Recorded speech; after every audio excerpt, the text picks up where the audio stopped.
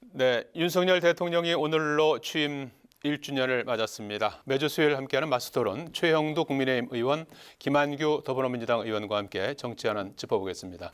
저는 뭐 두 가지 다 맞다고 생각합니다. 새로운 미래를 놓는 주춧돌이 시기였고 예. 또 불안한 시대입니다. 불안한 시대라는 것이 이게 내외 환경이 굉장히 불안합니다. 대통령 취임과 함께 러시아가 우크라이나를 침공했습니다. 그리고 또 시진핑 주석의 새로운 이제 시대가 열리면서 이제 뭐 대국 굴기 그래서 대만이라든가 또는 남진아해 같은 경우에 새로운 어떤 힘에 의한 현상 변경, 우리 예. 국제사회가 가장 두려워하는 힘에 의한 현상 변경이 생기고 여기에 미중 갈등이 겹치면서 국제 공급망 위기까지 겹치는 아주 힘겨운 시기입니다. 이 북한의 도전 또한 아주 뭐 핵 미사일 능력을 더 고도화시켜서 현저한 위협이 되었고요. 예.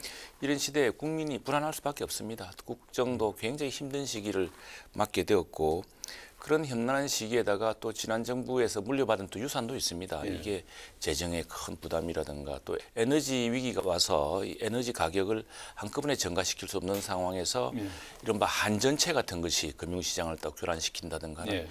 이 삼중 사중의 어려움이 있는데 이런 시기를 이제 여야가 함께 예. 비슷한 시각으로 불안한 시대인 건 사실이지 않습니까? 함께 극복해 나가야 되는 그런 1년을 이제 우리가 봐왔으니까 이 1년을 가지고서 새롭게 협치로 풀어나가야겠습니다. 예, 야당이 더구나 이제 압도적인 다수 야당이고 우리가 집권당입니다만 저 여당입니다만 소수 여당입니다. 이런 상황에서 알겠습니다. 야당의 어떤 좀 리더십도 상당히 중요했는데 대선에서 졌던 사람이 바로 그냥 복귀해가지고 야당의 지도부를 대면서 방탄 국면까지 이끌어 나가니까 참 그게 더 여야가 협치하기 어렵게 조건 아닐까 싶습니다. 알겠습니다. 예, 심하게 이야기하자면 이건 93년에 김영삼 정부가 들어서서 금융실명제를 한 이후에 우리나라 그 금융자산이라든가 또는 공직자의 재산이라든가 불법 자금들이 사라졌습니다. 불법 자금이 물론 남아 있겠지만 상당 부분 이제 더 이상 존재하기 힘들게 되었고 뇌물이라든가 범죄 자금을 은닉하기도 쉽지 않게 되었습니다. 근데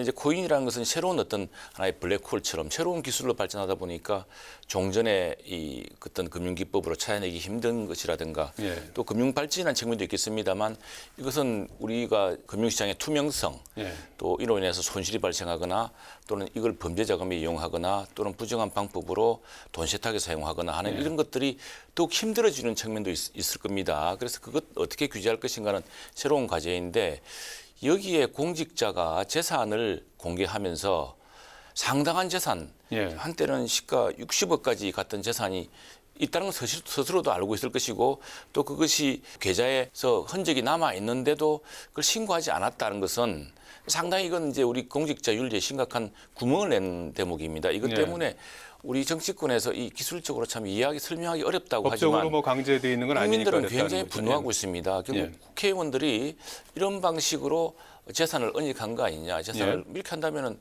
공직자 재산 공개라는 게 이렇게 수많은 구멍이 있는데 무슨 의미가 있느냐라는 분개를 하고 있고 왜 여기에 대해서 이미 우리 김 의원님이 법안을 내놓았는데도 국민들은 상당히 분노하고 있습니다. 왜 국회의원들이 빨리 법을 안 내놓느냐. 왜 이 법을 막는 법을 안 내놓느냐. 다 너희들도 이거 공생관계 아니냐라는 이런 의심을 하고 있을 정도거든요. 그래서 이 문제에 대해서는 지금 당장이라도 국회의원들은 있다면은 내가 이런 경로로 있다는 것을 공개하는 게 좋겠고요.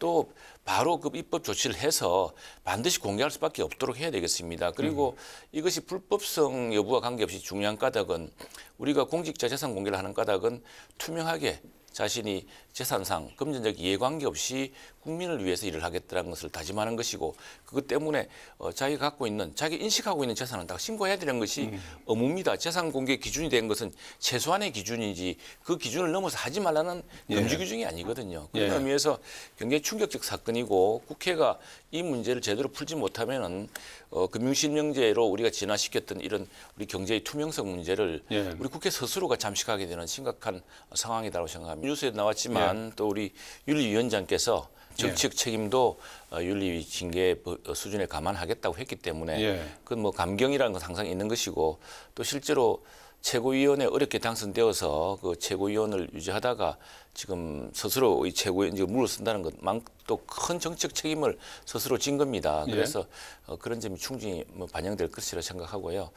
지금 상당히 그 국민들이 좀 안타까워하고 있습니다. 특히 이제 이 두 의원을 지지하는 의원들도 굉장히 안타까워하고 있는데 어쨌거나 지금 국민들이 바라는 것은 특히 여당의 최고위원이나 여당의 당 지도부나 여당의 국회의원들에게 바라는 바들은 굉장히 그 윤리적 기준이 높습니다. 예. 그래서 이 중대한 시기에 국정이 여러 가지로 지금 외교는 외교대로 안보는 안보대로 또 국내적인 경제 상황대로 재정적으로 매우 어렵지 않습니까? 예. 이런 문제를 풀어낼 수 있는 그런 지혜와 통합의 언어를 주로 가져가야 되는데 이게 지금 좀 어떻게 보자면은 역사적인 논쟁 소재일 수도 있겠지만은 그 문제를 최고위원이 굳이 끄집어내어서 이렇게 할 일이 아니고 특히 이제 그뿐 아니라 그 말의 문제를 넘어서서 몇 가지 이제 그 또 다른 사안들이 있지 않습니까? 그런 것들이 한꺼번에 결부되어서 우리 최고위원회 구성되고 대표 체제가 구성되고 초기에 사실 첫 번째 풍파를 맞은 셈인데 예. 아마 이번에 윤리 징계를 통해서 그런 기준들이